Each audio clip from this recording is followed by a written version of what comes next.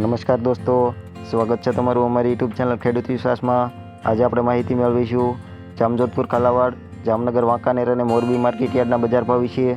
પણ તે પહેલાં તમે અમારી યુટ્યુબ ચેનલ પર નવા હોય તો ચેનલને લાઇક કરો, શેર કરો અને સબસ્ક્રાઈબ કરવાનું ભૂલશો નહીં, જેથી કરી રોજે રોજની અપડેટ તમને મળતી રહે।